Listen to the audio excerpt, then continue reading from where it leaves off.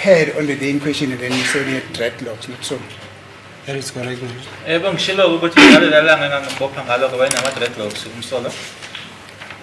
Now, are you in a position to describe to this court how did his dreadlock look like? Yes. Those dreadlocks were nicely braided, and they were long, thick. Aye kahle nje bosho nje kahle lawo ma braids lawo ma dreadlocks lawo futhi eboshiwe njena ke futhi ethick emade. When you say they were long, are you able to estimate as you standing there? Just give me a demonstration about yourself. Yeah, maybe below the shoulder blades. You see the shoulder blade? Yes. Uthi nje la emuva ke ukuthi nje la enzansi nje kwehlombe leli noma ama shoulder blades la. Thank you, sir. Thank you, my lord, for the Okay, indulgence. thank you. Thank you, my lord. Thank you, my lord, also for the indulgence. After taking proper instructions, my lord, I have no further questions. I don't think you took proper instructions. Okay, I'm just joking. Thank you. Yes. Any other questions in re-examination, Mr. Baroi? In cross-examination by Adv Mnisi on behalf of accused number 3, you testify that you did explain the accused rights to him. That is correct.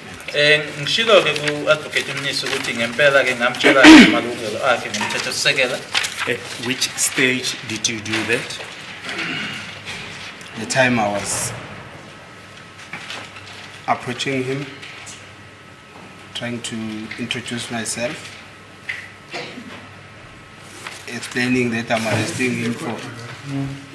I actually thought about this aspect that it will come in re-exam.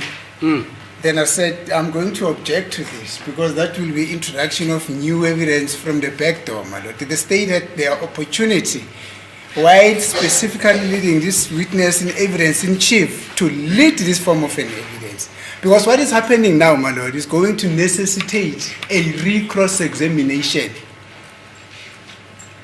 On the face of it, it may look like it's a re-exam, my lord. But this is reintroduction. It's basically an introduction of new evidence on the auspices of re-exam, but from the back door. I see. Exactly, my lord. Mr. Mshololo seems to disagree. No, I agree, my lord. How's it? I agree, my lord. It's unprocedural because the witness never testified to what he wants to introduce. I see. It's a new evidence. Mr. Umano? I'm sorry to interject, my lord. And basically, this is exactly the kind of a bait that has been made where a person needs to lie on. Thank you, my lord. Mr. Umano, what's your view? It is new evidence. Hello? It is new evidence. It was never introduced earlier. Ramsepelia. Yes. I concur with my colleagues. Mr. Maloi, what's your view? As a court, please, my lord, the witness did testify that they introduced themselves to the suspect. He did not elaborate as to what he means by introducing themselves to the suspect, and in cross-examination he then elaborated. We submit, my lord, that the witness has already, this evidence had already been foreshadowed in his evidence in chief. He merely elaborated on that when he was cross-examined. We submit, my lord, that the questions is permissible. I'm still going to quote the 1928 case. What does it say, Mr. Mnisi? My lord? What does that case of 1928 say? Hepworth. Yes, Hepworth, R versus Hepworth. My lord, R versus Hepworth was Umalo is smiling. On that very aspect, what does it say, that case? My lord, it will be understood. I think I need to dissect Hepworth. No. I understand, my lord, that Hepworth was decided. What's that quotation?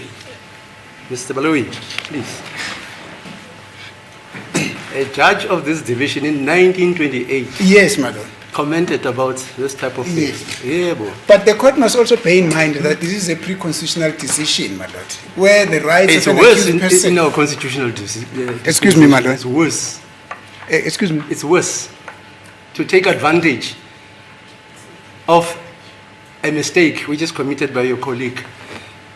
Wait, This is... Mr. Baloyi. Yes, my lord. That's a good place, my lord. Must I read that? Yeah, the second part. We can start at the, yeah, just read it slowly so that we all can digest it. Right.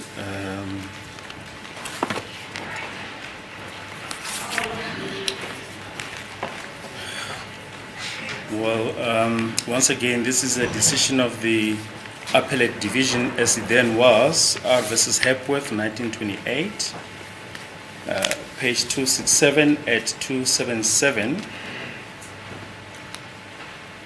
And this case, my lord, is all about fairness, and in particular, section 35(3) of the Constitution that my learned friend has referred to. So it is in fact applicable to section 35(3) of the Constitution. I will just read it. Yes. The court held that a criminal trial is not a game where one side is entitled to claim the benefit of any omission or mistake made by the other side. Right, you can leave it there. Yes. What do you think, Mr. Mnisi? As it pleases the court. The benefit of any omission or mistake by another side. Yes, my lord. You mustn't benefit from that. Yes. Yeah. I'm not against the decision, my lord, but then again, the court would recall that in the course of my cross-examination of this very same witness, something came out which was not intended for this trial. Nah, that's different. You wanted me to expunge the record. Yes, my lord, because it is... record. And I'm saying to you, there's no law which says I can expand the record. I could have used the wrong terminology. What? This is so. I should have said maybe the court should actually ignore. I can't even ignore it. It's there. That is exactly. You can argue. Yes, fine. That is exactly the same, the same approach, my lord. Yes. The fact that the state was expected to lead particular evidence at a particular point, and then they omitted, or they chose consciously so, not to lead that evidence. And because they realized that that might not be good for the cause that they want to take in the course of proving their case beyond a reasonable doubt, then they want to reintroduce new evidence. That is also prejudicial to the cause of the accused person, my lord. Because as I've said initially, that would basically mean that I will have to re-cross-examine on that particular new aspect. There's no problem. We can do that again. Unfortunately, that case binds me. As it pleases the court. Binds me. It's an AD case. It says one shouldn't take advantage of a mistake or a benefit. Okay? As it pleases the court. Let your colleague continue, and then if you think you want to follow My lord, just one more. However, we have not heard from the state whether this portion of evidence was omitted by mistake or what. What do you think? No, I can't speculate, my lord. But it has not been placed on record. Why that crucial evidence, my lord? Remember, it's on the issue of the constitutional rights which were not explained. It was crucial on the part of the state. Now the state that is given an opportunity to rectify that without stating the reasons why that should happen. It's unprocedural, my lord. That's my submission. Okay, you've heard my ruling. You can continue. As a court, please, my lord. And you know what? Yes. It's such a minor aspect because Mr. Mnisi says this case has got nothing to do with the Post Lura's case. Yes. That's your submission. The Alexander case. Alexander case or the Fort Doris case?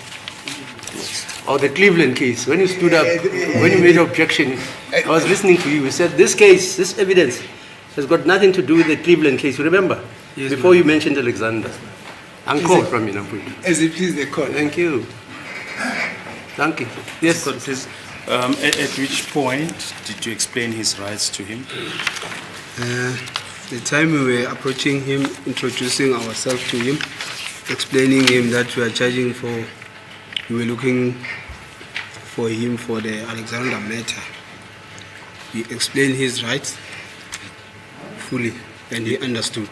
Ngalesikhathi ke siya kuyena umsola sichaza kuyena simazisa ukuthi ke simfunela iqala leli lase Alexander ila khona ke amalungelo akhe ngomthetho sisekelo namchazela ngokuphelele wawezwa futhi. Yes, what was the extent of that explanation?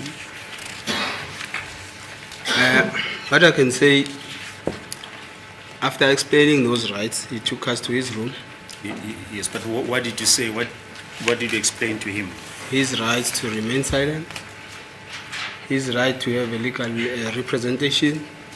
If he doesn't have one, the state will help him with. His right to be detained and taken to court within 48 hours. Lamalungelo ke phakathi ke ilungelo lakho lokuthula angasho lutho, ilungelo loba nommeli uma kuwukuthi ummeli akanaye umbuso uzomsiza, ilungelo lokuthi ke uzothathwa ke noma ke uzoyovalelwa ke bese ukuthi kwisikhathi ke samahora awu48 abese uyovela enkantolo. In which language did you communicate with him? We were communicating in isiZulu because I'm a Zulu. Mina naye ke sasikhuluma isiZulu ngoba ngiwumZulu. Did he understand his rights? Yes, my lord, he understood. Futhi ke wawezwa ke lawo malungelo uma ngichazela.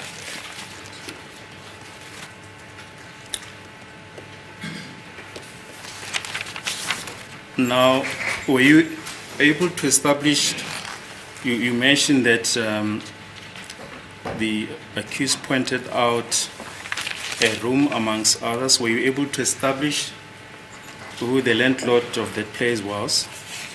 No, I didn't establish. Ukuthi ke wayeqashe kubani ke lapho ehlala khona ke cha angizange ngikuthole lokho. And in cross-examination by accused number 3 counsel, you did mention that it's Sergeant Dlamini who found the firearm. Where the firearm was found, was it easily visible? The firearm was easily visible. If you just peep on the wardrobe, you'll just see the firearm lying there. La esasikhona ke noma esathola khona uDlamini isibhamu sasibonakala nje kalulu awuthi nje uma upopola khona lapho usibona.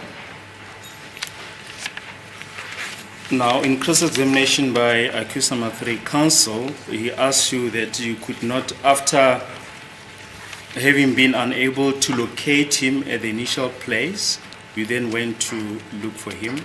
Now, how far is that initial place where you went to look for him to his room? It can be more or less 5 kilometers. Ngathi nje ibanga la esaqala sayomfuna khona qala ke nala ahlala khona ama kilometer awu5.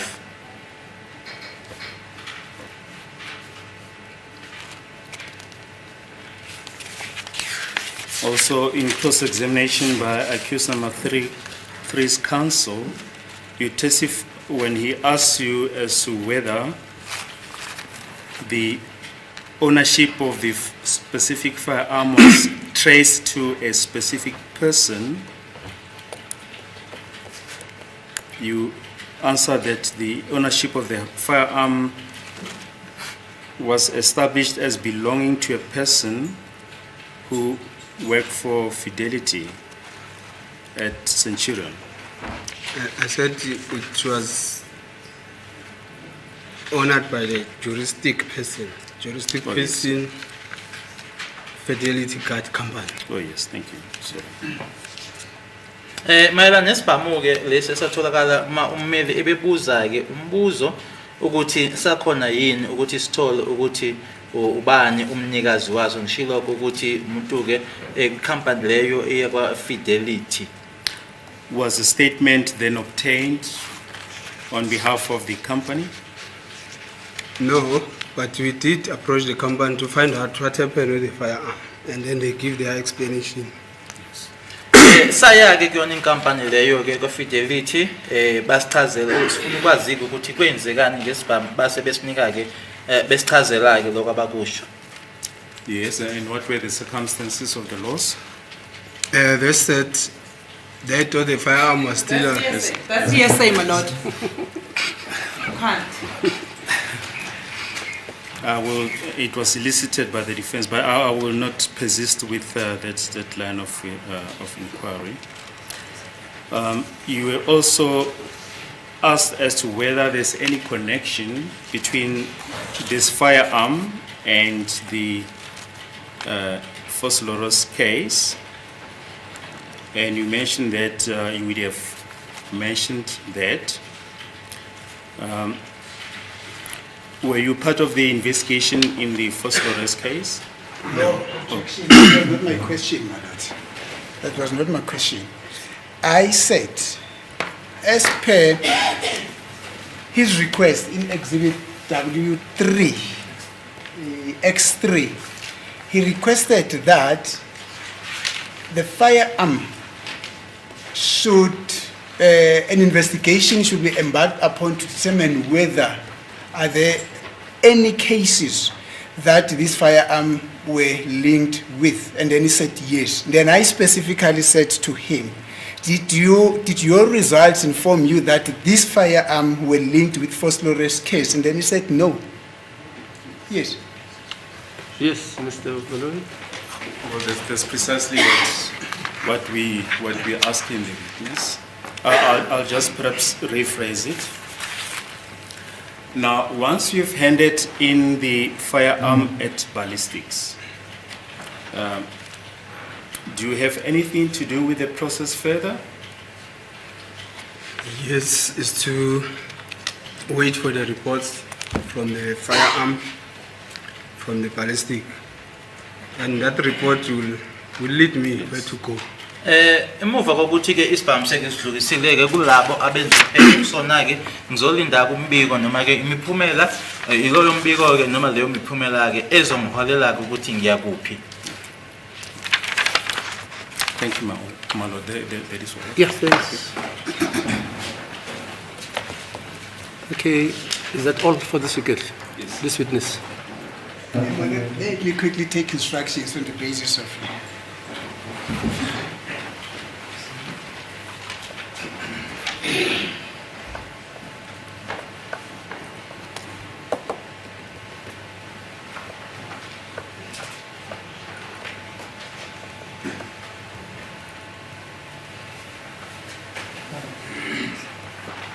As it is the court, Mother, thanks for the indulgence. Okay, thanks. Thanks to you, sir. Thank you. There's one question. It's not a question. You remember Mr. Baloi? I think it's Mr. Mnisi, when he was asking a question about what you do when you gather evidence. And you said you put some of the exhibits into the exhibit cases. But what struck me was that you say you do it like that, instead of saying you were trained to do it like that. Oh, yes. What do you think? Am I right? I was trained to. That's it. No, my lord. That's spoon-feeding the witness. No. This is after the witness has given evidence. Please, I'm telling you what language you should have used. Because he says, Let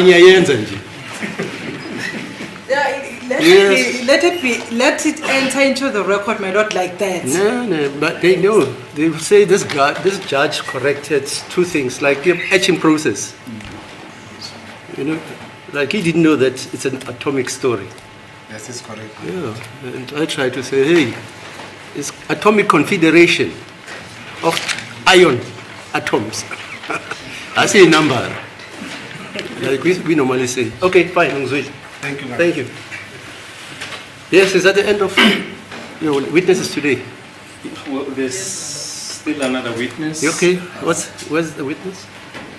Sergeant Dlamini. Dlamini. Is witness number 97 on the list, my lord. Okay.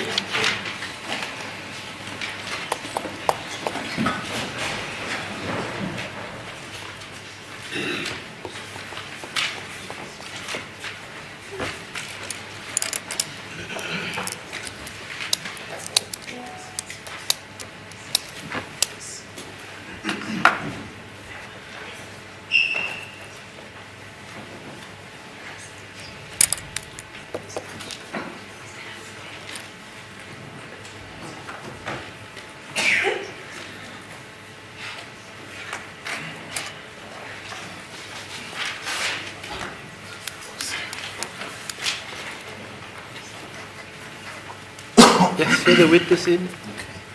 Language? This is Okay, sicela igama nesibongo baba. ubhekumuzi usibongisele makadlamini. Uyimisela ukufunga baba uDlamini ukuthi uzokukhuluma la inkantolo ngoba iqiniso iqiniso lot iqiniso liphelele. Yeah. Uma kunjalo ke phambi isandla sakho sokudla uthi inkosi ngisize ngikhuluma iqiniso. Nkosi ngisize ngikhuluma iqiniso. The witness is son. Okay. Yes, Mr. Hello. My lord, I think accused person, Mr. Mnisi is drawing his attention to me, so may I quickly attend to him? Yeah, fine. Thank you. Oh. Nkosi ya.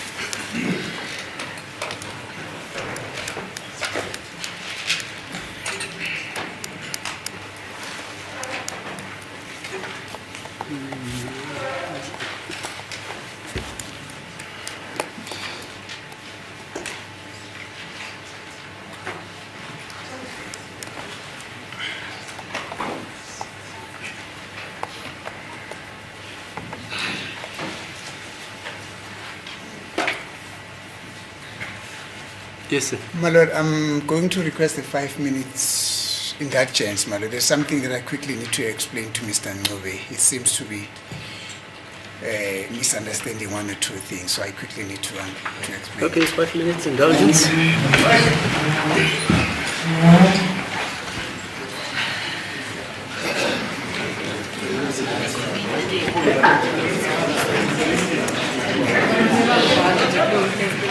Next witness, my lord, is Sergeant Bekumuzi Sibongiseni Dlamini. Yes. You can look out this witness number 97 on the list. Yes, sir. So let us know.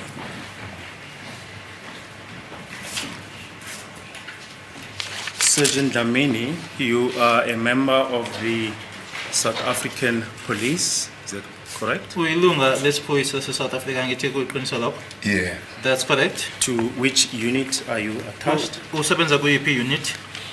Taxi violence, organized crime, taxi violence. Organized crime, taxi violence.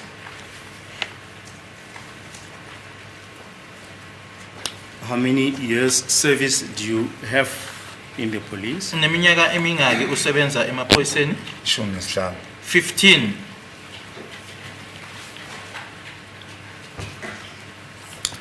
On the 9th of February 2015,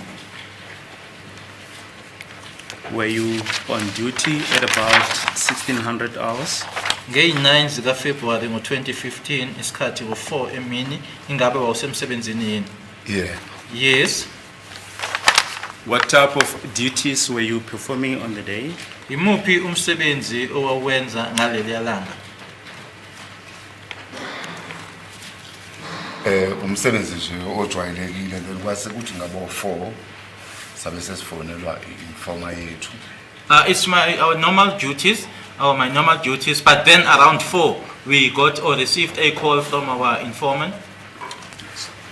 Maybe just before that. Do you know the previous witness, Sergeant Masondo? uSergeant Masondo beqada ufakazi phambi kwakho uyamazi? Yebo ngisebenza naye. Yes, I work with him. Was there any matter that you were assigned to at that particular time? Ingabe ikhona yini icala enanibhekene nalo noma enanilisebenza ngaleso sikhathi leso? Yeah. Yes, Yes. ungasho. I-case yase-Alexandra 501 of 1/2015. Alexandra case 501 of 1/2015. La kwakubulawe khona uShembe. Yes, you don't need to mention the details, yes. What happened then further? Kwasekwenzekani ke? So masithola ucingo kwingede yethu bese sabe sesilandela i-information abesilayela yona. Upon receiving the information from our informer, we then followed the lead, in other words, followed the information that was provided to us. Yes. Yeah, but I-suspect sasesiyibonile kwi-video footage, so nayo i-informer yayazi ukuthi sifuna bani, yasitshela ukuthi lowo muntu sizomthola. Yes, you may not disclose what you followed up the information. What uqala happened further? ungangeni kwimininingwane yalo le usho nje lokho nakwenza ukuthi ubani wathini ucela ungangeni kwimininingwane. Okay. Sabe sesiyasuka ke sasiphakathi eJoburg ngaleso sikhathi. Sasuka sa driver saya ngaseMalvern. We were in the Joburg area of CBD at the time. We then proceeded to drive towards Malvern. Yes. Yebo. Masi yasikhohlwa igama lalestrad lesikhuphuka sisuka kuJulius. Kodwa ike khona le kukhona igarage Zenex. I just forgot this one particular street, but there is a Zenex garage around there, yebo. Samnothisa umuntu esasimfuna sambona ehamba nomuntu wesifazane. We noticed the person that we were looking for, and we know as we noticed this, or we saw this person, he was in the company of a female person. Sabe sesiyajika siyamlandela. We then turned around, followed him. Yebo. Yes, we may proceed. Siqala sathi ukumdlula kancane ngoba besifuna ukwenza isiqiniseko. We first just passed a little bit, went past this person a little bit because we wanted to be certain.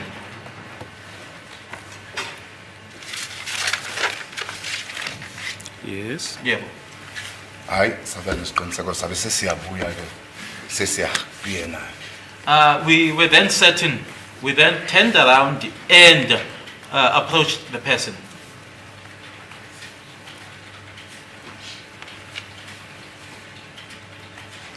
Yes. Yeah. Proceed. Sama duze kwakhe sazethula kuyena ukuthi singobani sifuna ini. We stopped next to the person, introduced ourselves as to who we were and as to why we were there. Yes, and who's this person that you're referring to? Ubani lo muntu okhuluma ngaye? Umthobisi Mncube. It's Mthobisi Mncube. Yes. Yeah, is he present in court? Ukhona la enkantolo? Yeah, ukhona. Yes, he is. Number 3. He's number 3. Yes, you may proceed. Ngaqhubeka. Masimisa lapho ke sabe uMasondo, Sergeant Masondo. Masiqeda ukuzethula wabe siyanikeza amalungelo akhe ukuthi uyaboshwa, waqala wamtshela ukuthi uyaboshwa, uboshelwe icase yase Alexandra. Okay. After we had introduced ourselves to him, Sergeant Masondo then informed him of his rights and also then informed him that he was being arrested for an Alexandra case that we were looking him for.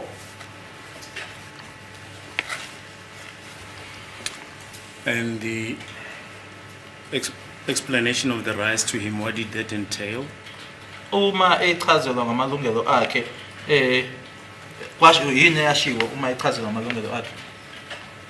Angithiwa imtshelile ukuthi useyaboshwa for icase yase Alexandra. Yeah. Wamtshela ukuthi unelungelo lokungasitsheli lutho. Unelungelo lokuthola ummeli. Unelungelo lokuthi aye kwi fair trial. unelungelo lokuyiswa court within 48 hours. After having informed him that he was being arrested for the Alexander case, he then informed him that he had the right not to say anything to us. He had the right to get himself a legal representative. He had the right to a fair trial and to appear in court within 48 hours.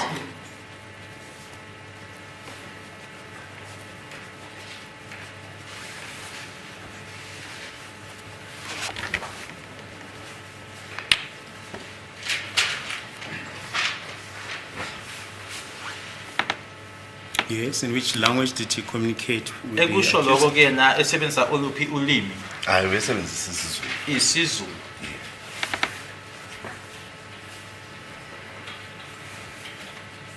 And did the accused understand his rights? Uma echazelwa ngalawo malungelo akhe ke wawezwa yena. Hayi wawezwa waze washo wathi uyezwa. He understood them and he even confirmed that he understood.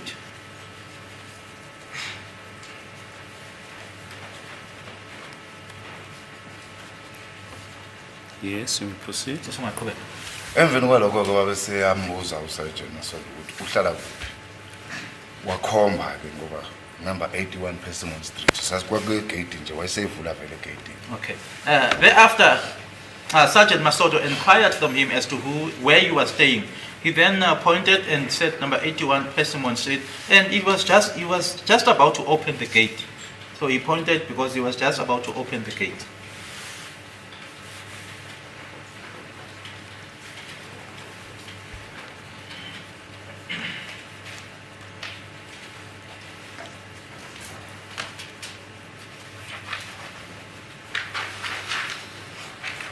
Yes, we proceed. Singaqhubeka. Hayi ke wabe siyacela kuyena ukuthi ucela vule singene khona sizobona la ihlala khona. He then requested him to open so that we can go in and see where he was staying.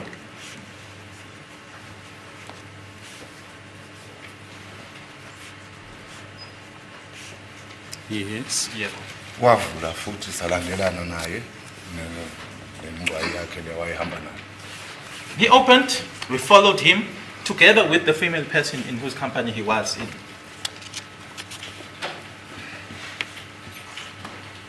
Now, which place is this that you say he opened? Yikuphi la uthi wavula khona? Wayesavule egedeni lapho. Yeah. Sizongena ngaphakathi endlini. He was still opening the gate as we were about to enter into the house. Yes, you say a house. Can you just explain what type of place is this? Indawo nanjengoba ukhuluma ngendlu nje indawo ekanjani le okhuluma ngayo? Indlu nje enkulu. Ngicabanga ukuthi lapha wayiqashile ukuthi bakwenzakala nangazi. Kodwa indlu nje enkulu. Sawavula igede lincane lenyawo sangena samlandela. It's a big house. I think that he was renting there. He just opened the small gate. We walked in through the gate and followed him.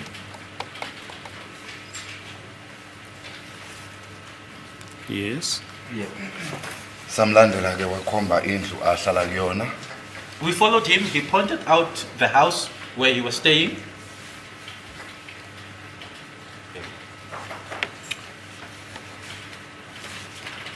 Sase siyamcela asivulele sibone phakathi.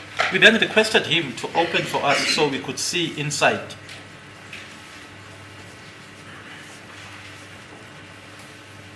Yes. Yeah. Wavuma futhi wavula. Once again, he agreed and he opened.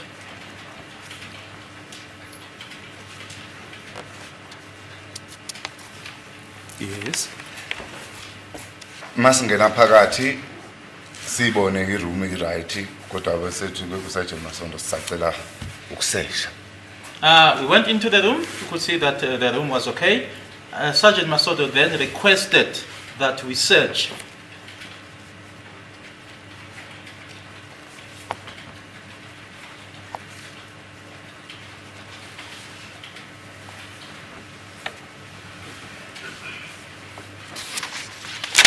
Yes. Ngabe sengiyaqala ke ngiyasesha. I then started to search.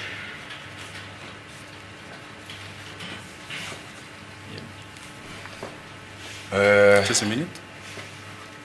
Yes, you may proceed. Uma ngisesha phezu wardrobe ngafica isibhamu sisihleli nelinye ibox nyana nje libheka phezulu lifaka inhlavu phakathi. As I was searching on top of the wardrobe, I found a firearm. It was just next to it was just a box and with rounds or ammunition inside.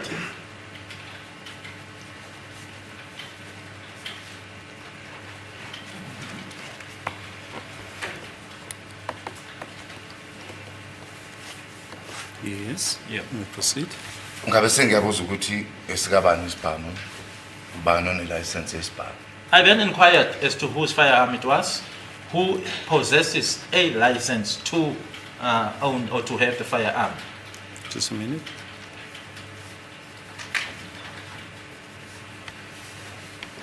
Did he then give an explanation? Ingabe wachaza yini? Bathula. He kept quiet. Ngasithatha ke isibhamu ngasehlisa lapha phezu wardrobe nebox lalo ngasibeka phansi. I then took or removed the firearm from where it was on top of the wardrobe together with the box and I placed it down.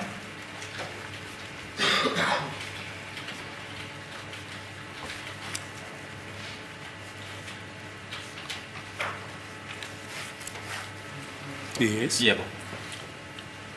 Masiqeda ukusenza safe ukukhona lokho ukwenza safe isibhamu. Phakathi kwakukhona uhlavo olodwa la kwishemba. Okay. Just after making it safe or putting it on safe, there is this process that we call making the firearm safe.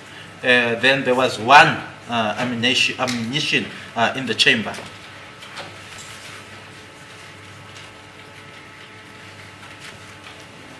Yep. Yes, you may proceed. Ngaphinda futhi ngabuza ukuthi esikabani isibhamu.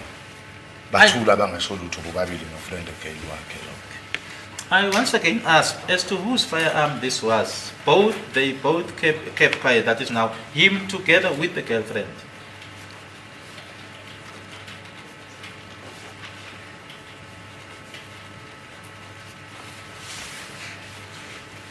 Yes. Yeah. Uma sisibheka sabona ukuthi hayi i-serial number la isusiwe. Well, upon looking at it, we then could see that the serial number had been filed off.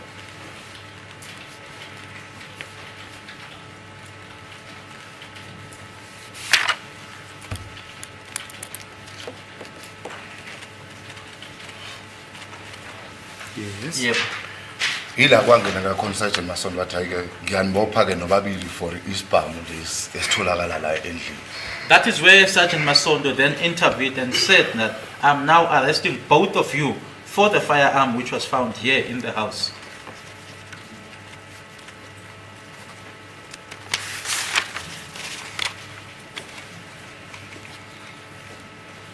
Yes. Yes. Wabe sethi yena hayi ningayibophi intombazana. Ngiyasazi isibhamu. Nentombazana yathi hayi isibhamu esakhe. He then answered and said, no, don't arrest the girl. I know the firearm. She also said, no, it's his firearm. Just Monat, may the TSA evidence be admissible? The state will be calling the lady at the later stage.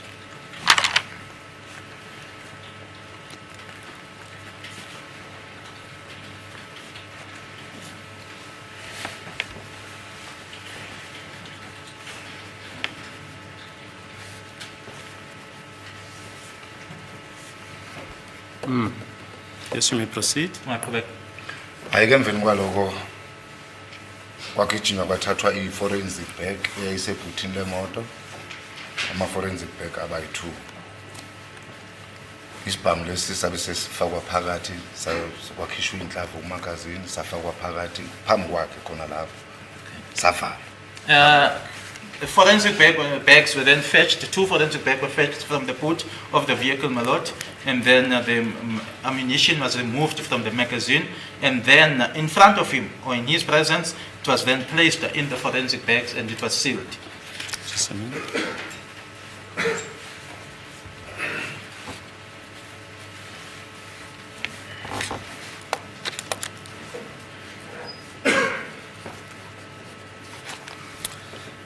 You've just mentioned that ammunition was removed from the magazine. Was there any ammunition in the magazine? Uqeda ukusho manje ukuthi zakhishwa ke inhlamvu ku magazine. Ikhona yini inhlamvu zaziphakathi ku magazine?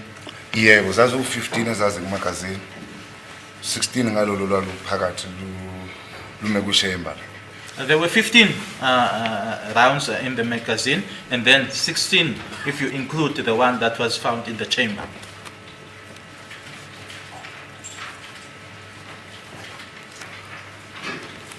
Yes. Was it the only ammunition that was found there?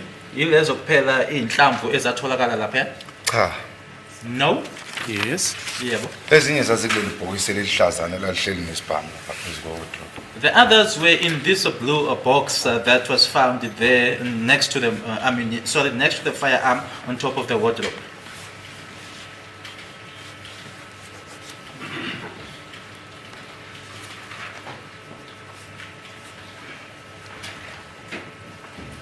Yes. Are you able to say how many were there and the caliber thereof? The ones in the box. Yes, the ones in the box. Lezi zona ke ezazikuleli box leli zazingaki zona futhi ezaluphi uhlobo? Kwakuyi-9 mm. 9 millimeter. Uma ngingaphosisi ngicabanga ukuthi zaziyishumi nambili. If I'm not mistaken, or if I'm not lying, I think there were 12.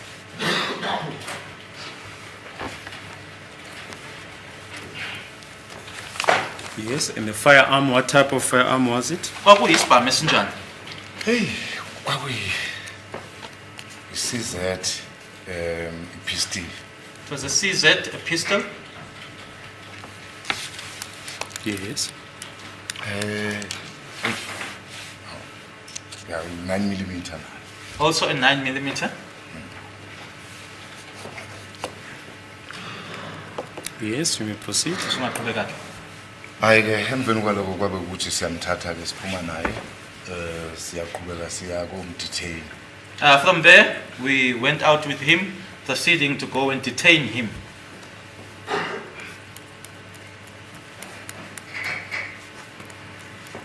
Yes, you say there were 2 evidence bags that were brought. Ushilo ke ukuthi uma sekuphuthunywa ke ebhutini kuyokhishwa ama evidence bag, kwalethwa ama evidence bag amabili. Yeah. Yes. What were they used for? Asetshenziselwani lawo ama evidence bag? Eyodwa kwafaka isibhamu ney'ngane zaso. Eyodwa kwabe sekufaka ucingo lakhe. The one was used for the firearm together with the ammunition, and the other was used for his phone.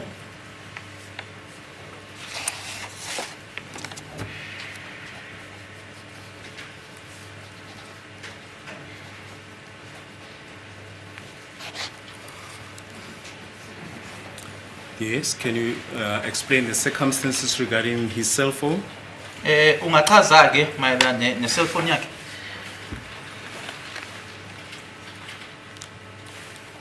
Kwakuyi-Samsung. It was a Samsung.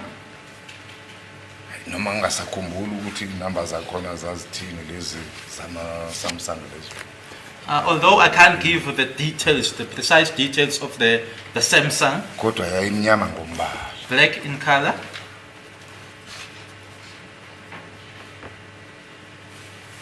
Yes, but before it was put in the exhibit bag, where was it found? Ngaphambilini kokuthi ithathwe ke yena ifone lena ke ifakwe kusiphanga leso kufakazi yatholakala kuphi? Yatholakala ke. From him.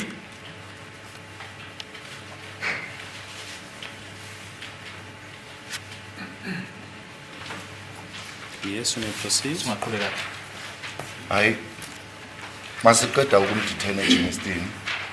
Saqhubeka salandela enye information yabanye ama-suspect ayekade siwadinga. Okay. Yona leyona le case. Oh, kule the case. Yona le case. Then, my lord, after detaining him in Germiston, we then followed up on information. Yes, that's fine. What did you detain him for? Uma nimdetaina ke nanimdetainelani? Sasimdetainele case yase-Alexandra ne-possession of unlicensed firearm. The Alexandra matter as well as possession of an unlicensed firearm.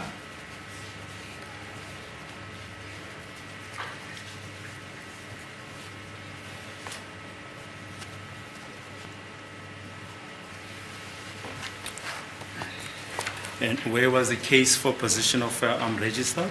Icala leli ke le possession of unlicensed firearm la fakwa kuphi ke? Oh, Cleveland.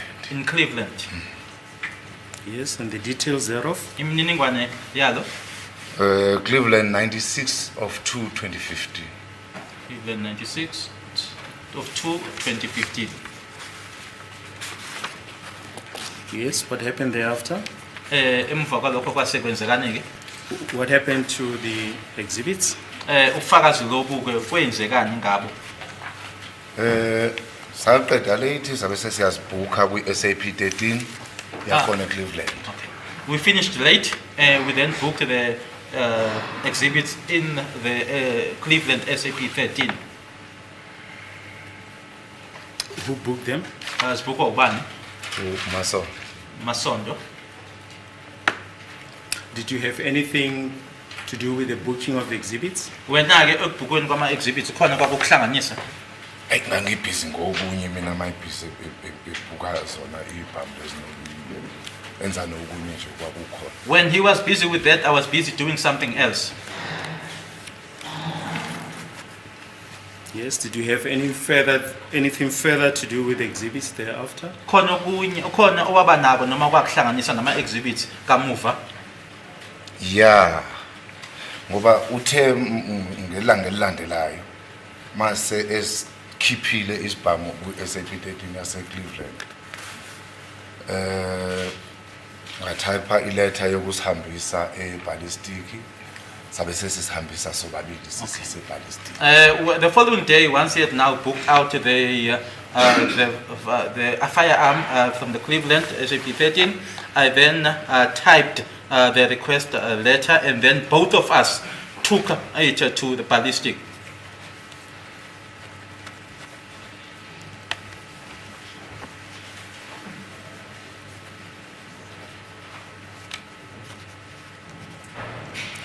Yes. Yeah. Ngoba nocingo masilihambisa eBrixton lapha eWarum. Sasisobabili. Even when we took the phone to the war room in Brixton, we were together.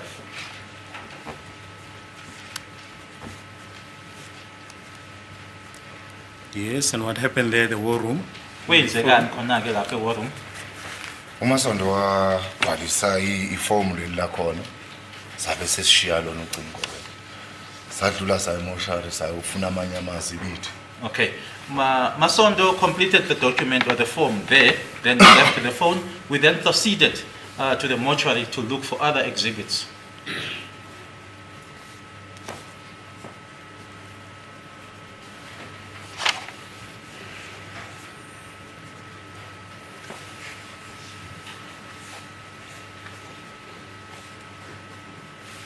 Yes, what happened then at the ballistics? Khona ke ballistics lapho kwaye kwenzekani? Sisihambisile khona isibhamu. Base besinikeza isiqephezana esiwubufakazi bokuthi cha isibhamu sifakile khona. We indeed gave them or left the firearm there. They then gave us a receipt, which is then now proof that indeed they received the firearm.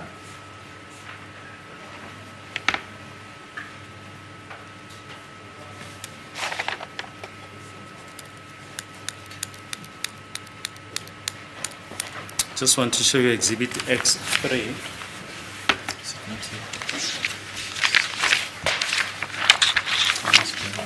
X3.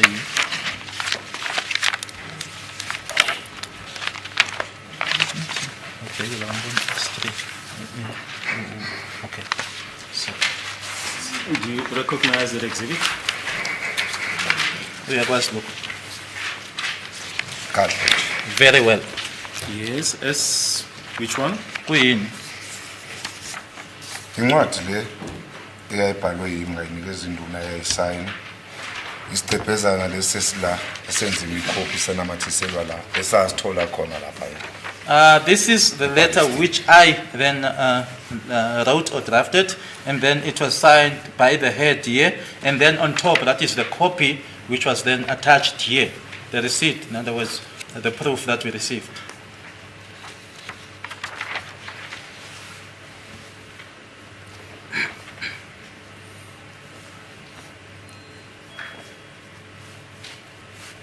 Can you just briefly put those particulars on record?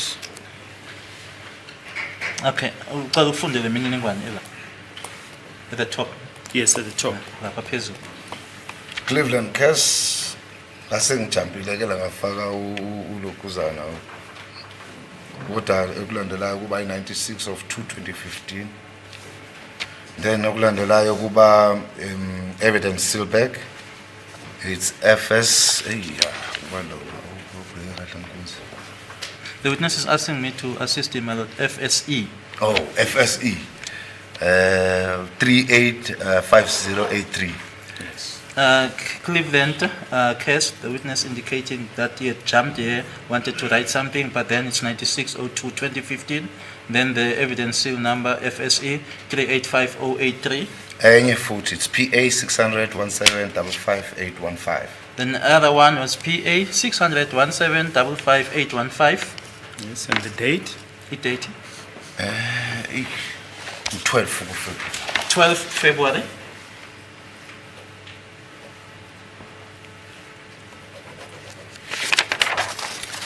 Yes, and if you can just briefly put the contents of the letter that you wrote, the bottom part of Exhibit X3. Ufunde lokho wakubhala ke kule letter le. Application for ballistic and forensic analysis of the firearm as per Cleveland case 96 of 2/2015 and SAP, I think, against the portal, SAP 13 number 86 ngabhala u96. Up as the witness has written, application for ballistic and forensic analysis, firearm as per Cleveland. The witness then indicates that where it says SAP, should have written SAP 13 instead of 96, should have written 86. Yes. Forensic back seal number FSE 385083 and lab number 2676/2015. Chaza ke lapha imininingwane ke yeso ke isikhwama leso esiku FSE 385083 kanye ke nenombolo ke noma inamba yase lab ewu2676/2015. Ngaqhubeka. Yebo. Yes. One pistol black in color in forensic back seal number FSE 385083, one magazine and 28 round and forensic bag number PA 600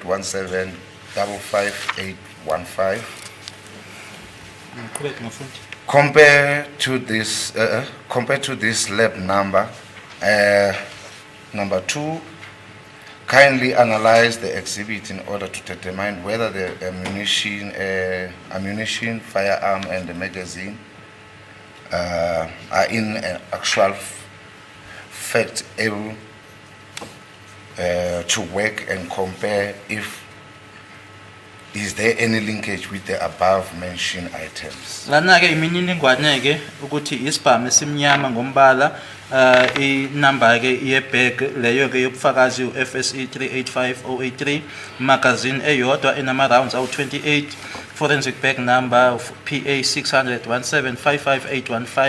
awuqhathaniseke nale lab number.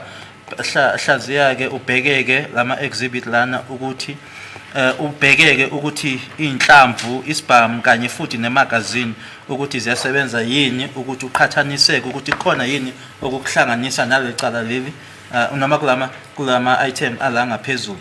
Maqhubeka. Ballistic examination. Who is the right owner? Firearm as the serial number is filed off, and what is the correct serial number? Whether the firearm is involved in any other cases.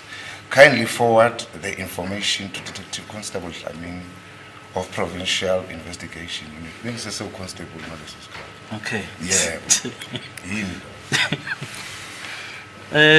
Ballistic noma ke uhlolo ke laso isibhamu ubhekeke ukuthi ubani umnikazi okuyena nanjengoba ke isusiwe i serial number nokuthi futhi yipi ke ekuyiyona serial number nokuthi ke isibhamu lesi ingabe siyambandakanyeka yini kwamanye amacala lokho ke kundluliseke noma ke leyo mininingwane noma lelo lwazi ke kuyena uDetective Constable Dlamini wase Provincial Investigation Unit, the witness indicating, my lord, that at the time you were still a constable. Then yabe seyisayinwa induna ke la. Then the head signed.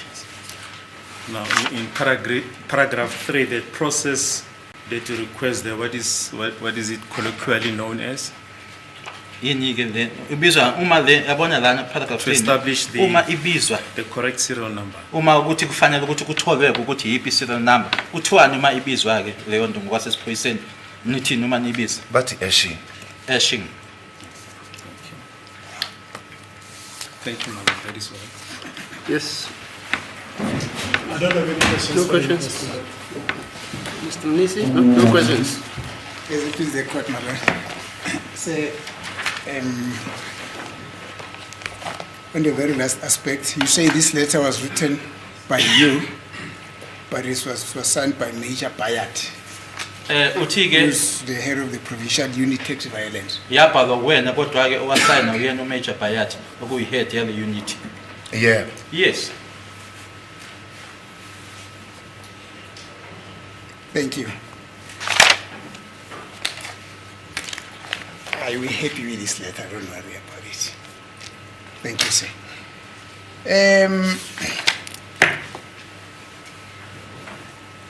What is the purpose of explaining of a right to an accused person or a detainee or a suspect? Inhloso noma injongo yokuchazela ke umuntu ovale odetainiwe umsolwa inhloso noma injongo yokumchazela ngamalungelo akhe. Ukuthazi ukuthi njengoba umuntu oseboshiwe unamapha amalungelo ikuphi akufanele akwenze ikuphi angafanele akwenze. Now that this person is now being detained or is being now arrested, for the person to know what rights does he or he have, and what is it that he's supposed to do and what is it that he is not supposed to do. Do I understand you well to mean that after you had explained him those rights, he has got a choice, that he has got a right to make a choice after you had explained to him those rights? Ingabe ngikuzwa kahle yini ukuthi emuva kokuthi senimchazeleke nina lawo malungelo ke kukuyena ke ukuthi akhetheke manje emuva kuselimchazela? Yeah. That's correct. Now, you are led to the place where the suspect that we're looking for is, and you see him, you pass him a bit in the motor vehicle that you're driving in order to ascertain his identity. Then you are happy that it is him, and then you approach him. Thike seniholelwe ke la akhona ke lo muntu nyambona ke nyandlula kancane nje ukwenza isiqiniseko impela nabona ukuthi uyena nase nijika ke. Yeah. That's true. Next to him, you alight the motor vehicle and then you accost him. In fact, you approach him. Then Sergeant Masondo, then you actually stop next to him and then you alight and then you introduce yourself and the purpose for your visitation to him, not so. Uma senijikileke nami eduze kwakhe ke nase nihlake emotweni nazethula ke kuyena ke nenjongo yokuthi nibe lapho. Kunjalo. That's correct. Then immediately thereafter, or simultaneously, then Sergeant Masondo then informed him that he's being arrested for that Alexander case, and then he explained his rights. Uthi ke ngaso sona ke leso sikhathi wase ke uMasondo ke emchazela ke ukuthi uboshelwa lecala lase Alexandra kanye futhi asemchazela nangamalungelo akhe. Yeah. Yes.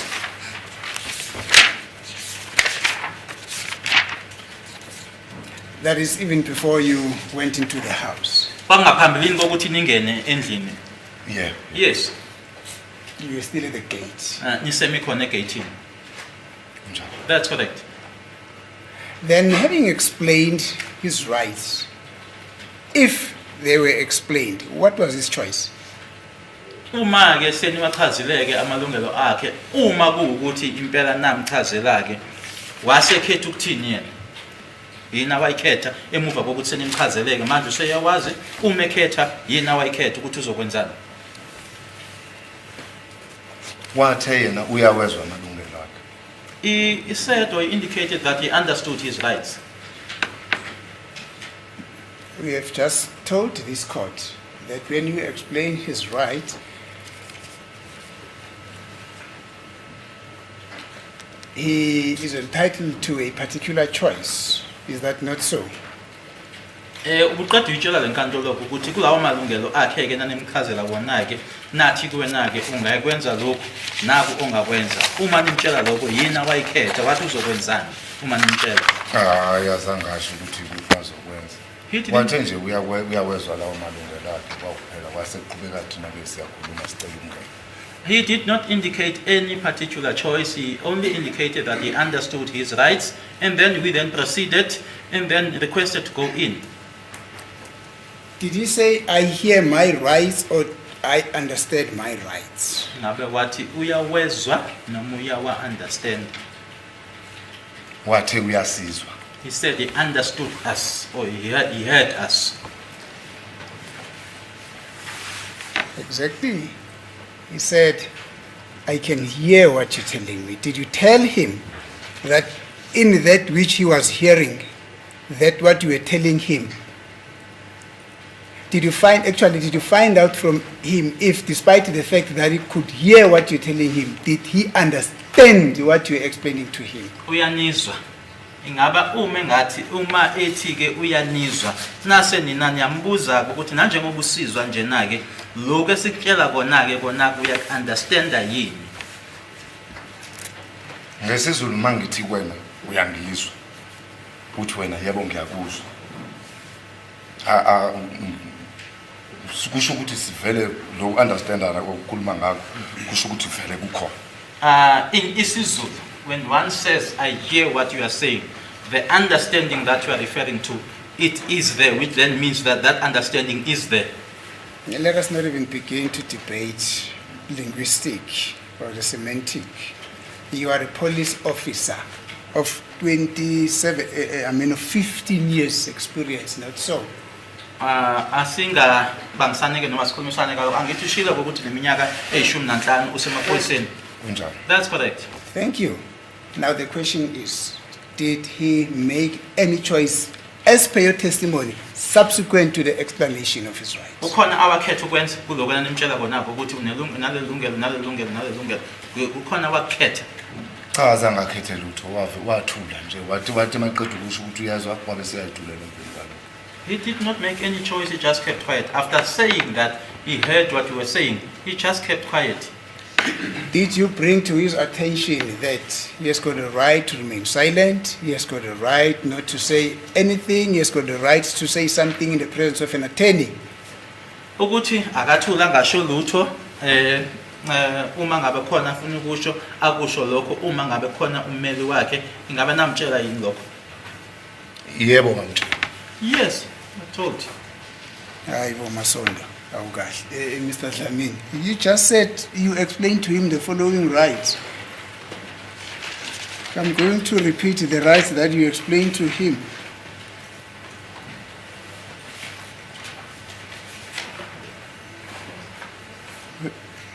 Where are those rights here?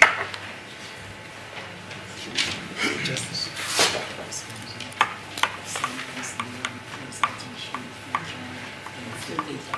Yeah.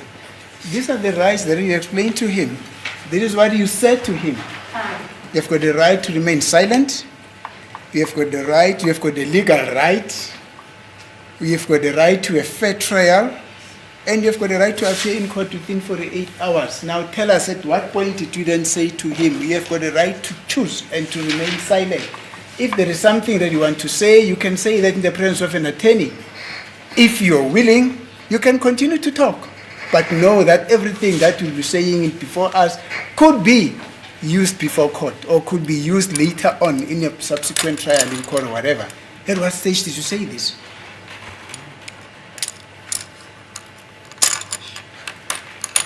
Can you unconfuse me, please? You said a lot. I'm going to take it very slow. Please. In your evidence in chief, you said to him,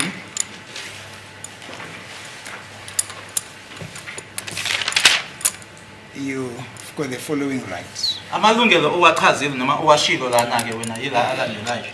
You have got a right to remain silent. Ukuthi uthule ungasho lutho.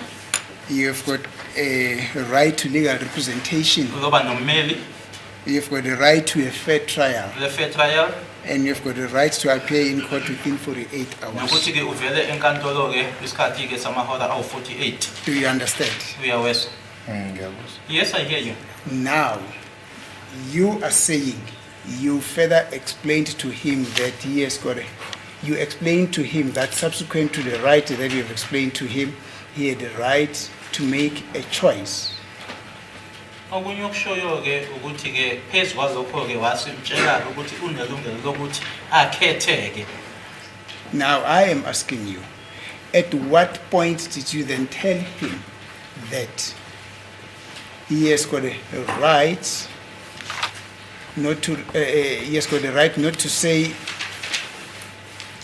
anything, such that if there is something that he was going to say, he has also got a right to say that which he wanted to say in the presence of his attorney? Manje ke okunye okushoyo ukuthi ke usushilo ukuthi angasho lutho. Manje umtshele nini ke uma ukuthi ukhona lokho afisa ukutsho ukuthi angakusho ke ekhona ummeli ukuthi wamtshela ngasiphi isikhathi lokho. Ngokuqala nje la ngicela silungisa khona. Kwakungasho mina, kwakusho uSergeant Masondo. Ngibona nje ukuthi ngezwe isikhathi engichazela bonke. The first thing that I needed to rectify is that I'm not the one who informed him of his rights. It was Sergeant Masondo. I only heard him informing him of his rights. Okwesibili, am I right? Mangathiwa ngiyawabala. Yeah. Bengibala nje lawo engazi ukuthi abasemqoka. Maningi ama right. Angaphezulu kwaloko engiwabalile. First, and when I mentioned the rights, I only mentioned those rights which I know that are of importance, but there are a lot of rights.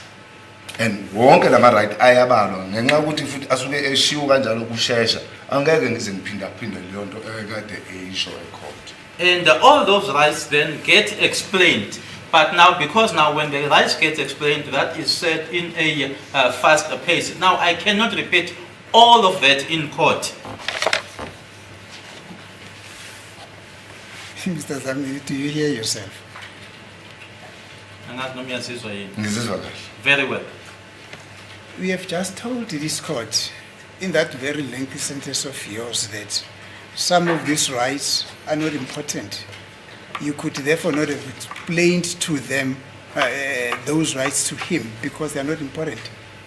Uthike amanye awo ke lawo malungelo lawo awabalulekile noma awekho semqoka. Angithi ke angisho ukuthi abalekile. Angithi lawo afike eqali kimina engamuzwa ewasho. Let me then not say that they are important or not important, but let me say those are the first ones that I thought of, that I heard him mentioning. Thank you. Let's go back to my question. At what point were the rights relating to his choice explained to him? Mfuthi kwazike mayelana nokuthi akhetheke noma ichoice yakhe ke lelo ke lachazwa ngasiphi isikhathi lelo ukuthi ke usungakhetha ke ukhethe ukuthi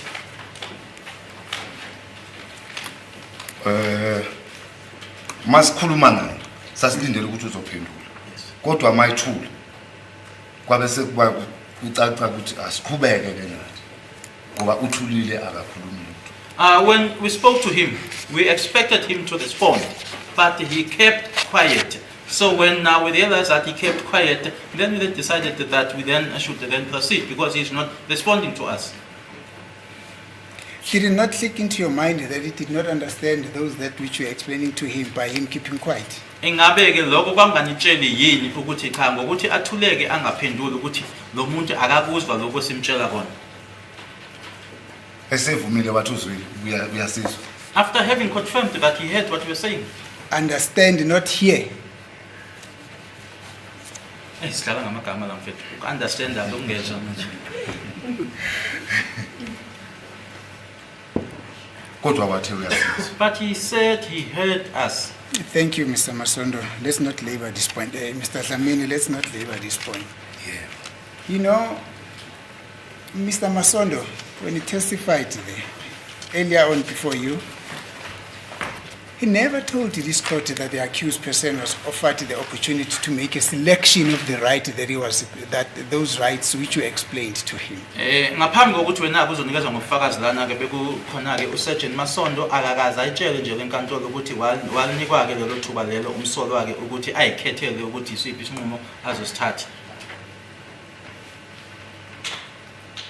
So you are saying Mr. Masondo, who explained these rights, said that information, actually gave him that choice of choosing the option to choose. Kodwa ke wena ke uthi Masondo wakwenza lokho ukuthi wamnika ke le option ukuthi akhethe ukuthi uzothini. Angithi mina ngisho okwenzeka mhlambe yena angazi mhlambe kufanele ngicacise naye kodwa mina ngisho okwenzeka. I am mentioning that which happened. I don't know. Maybe we should have asked him to explain, but I'm just saying that which happened. Thank you. Let me tell you that tactic this court has had for quite a long time. Mr. Masondo, in re-examination by my colleague, he revisited those rights which were allegedly explained there the same. He did not say the things that which you're saying now. And mind you, he was the explainer of the rights. Masondo ke yena ke ebelana akayishongo ke lezi noma lama rights owashoyo wena ke kodwa ke wena ke usho ukuthi uyena umuntu owayichaza lamalungelo kodwa yena ke akakushongo ngalendlela okusho ngayo.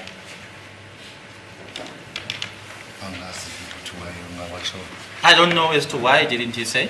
Thank you. It's because you I don't want to say you're lying, but you dishonest to the court, Mr. Ngizothi ke ngoba ke awukhuluma iqiniso. Thank you. Let's proceed. You meeting him at the gate. The rights are being explained according to your testimony. Then, Mr. Masondo requested him after the explanation of these putative rights. Then Mr. Masondo requested him to open so that you could go and see where he stays. Not so. Uthemuva kwakho ke konke lokho wasemcela kuMasondo ukuthi avuleke niyobona la ahlala khona. Yeah. Yes. And indeed he opened. You went into the yard and then he pointed the place or the room where he was specifically staying. Not so. Nase wavula ke nase ningena impela ke wakhomba ke umuzi noma ke indawo le yahlala kuyona. Yeah. Yes. Is that what exactly happened as per your testimony? Yiko lokho okwenzeka ngalendlela oyisho ngayo. Yes. Mr. Masondo told this court that the accused, the suspect that we're looking for, that's Mr. Nure, was searched at the gate. NgokaMasondo ke uthi ke umsolo lona ke umuntu lona enanibheka ngalelo langa ke waseshwa ke egate. Uqinisile. He's telling the truth.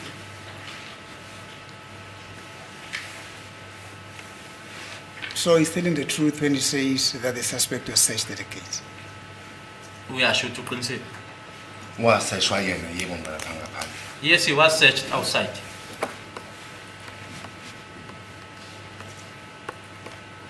So when the search was conducted, you were there physically there. Ukhona nawe futhi ngathi esearchwa ngaphandle. Yebo. Yes. Angithi masisebenza kufanele mayemsesha mina ngibe igadi ngibambe ibheke ukuthi akasididisi. When he's busy with him or searching him, I need to keep guard and see whether is he not causing us any trouble. So it is just by mistake that you omitted to mention it in your evidence in chief that the suspect was also searched. Kube yiphutha kuwena ukuthi ungakusho ukuthi impela waseshwa ngaphandle. Hayi kungaba yiphutha. Indeed, it could have been a mistake. Thank you, Mr. Masondo. Mr. Dlamini. Njengoba nawe ngibiza ngoMasondo kuDlamini.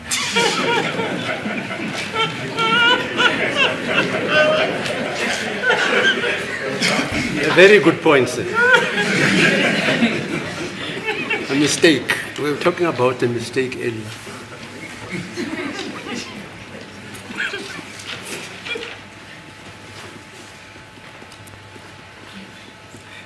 Mr. Dlamini, Mr. Masondo was the lead investigating officer in the case that we're investigating, and so. Kule cala enani liphenya umseshike owaye uyena owayehola noma wayeinhloko ke kwakuyena uSergeant Masondo. Yes. Thank you. I've got no further questions to you. Any questions? Cross-examination to this witness, thank you. Ms. Mshola? No questions, my lord. Any re-examination? No, thank you, my lord. Yeah, just one aspect. You say the suspect was detained where at Jameson police station. Uthi namdithena eJemison. Yeah. Yes, my lord. You physically detain him. In other words, did you book him in? Inina noma inina enambuka in khona lapha eJemison. Yeah, kodwa owayembhalela amalungelo akhe uMasondo. Yes, but the one who was writing his rights down was Masondo. You mean the Section 35 rights? Section 35. It's a four-page document, pink, green, white, and yellow. Okay. 3, my lord. Three, yeah. And there, an accused person in South Africa, at least, when he's detained, he's given that form which encapsulates all his rights, not which the author of that document believes are important. Uma umuntu edithenwa ke noma umsolwa ke la eSouth Africa ke unikwa ke leyo form enawo onke lawo ma rights hayi la lona obhalayo ocabanga ukuthi yiwona asemqoqo kodwa unikwa iform enawo onke lawo malungelo lawo. Yebo, ikhasi lokuqala lakhe. Yes, my lord. The first page is his. Lesibili lingena edokodweni. The second one is for the docket. Lesithathu lisala khona la encwadini for ukuthi kwazi ukuthi incwadi isebenze kuphi. And then the third one, my lord, remains in the book, so it is known as to where the book was used. There's an interpreter also normally. Uvamise ukuthi akube khona ke notolika. Ma uqeda ma ulibhala uyamfundela wona amalungelo akhe njengoba ebhaliwe la phansi. My lord, as you write, you read the rights to him as they are noted or written down. Did you read them or did Masondo read them? Kwakuwena noma kwakumasondo? Masondo. Masondo. And did you sign as a witness? Nanjengofakazi ngaba wena wasayinda yini? Kunjalo. That's correct. And he also signed the accused or the detained person at a stage. Umuntu lona ke umsolwa ke naye wasayinda? Yeah, wasayinda. Yes, my lord. Yeah, we used to call them the judge's rules. 1941. It's an AD case where these rights were explained, but subsequently, of course, the Constitution came in. Any questions arising, Mr. Rapeles? None, my lord. None? None. You mean next? Okay. It's represented, so I see. yes. Mr. Mnisi? Is it please the court, my lord? Say, you saying at the scene where Mr. Mkhulu was accosted by yourself and Mr. Masondo and the other colleague, there's a book, you had a book which was in triplicate, and then you read his right from that book. Not at the scene, Mr. Mnisi. Or- A police station. Or at a police station. Oh, okay, no, it's fine. No, I was referring to rights at the scene, not at the police station. Okay, thank you, man. Yes. Mr. Newman? Thank you, my lord. I have no questions, And thank Mr. you. No question, my lord. Okay. That's fine. Go. Thank you. We then agenda till tomorrow. Oh, that's all. Okay. So, my lord, the accused number 3's hand is up before we adjourn. Had his hand up. Oh, I see. Yes. You say your client has got his hand up.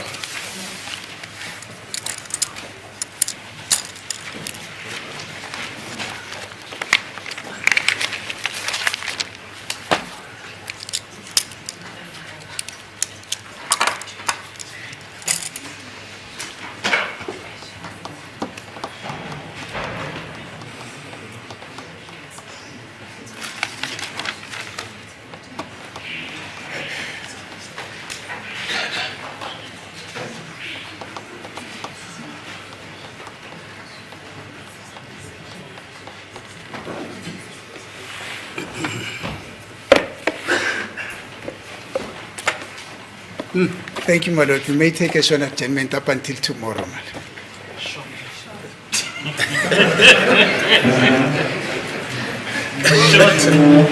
No comment.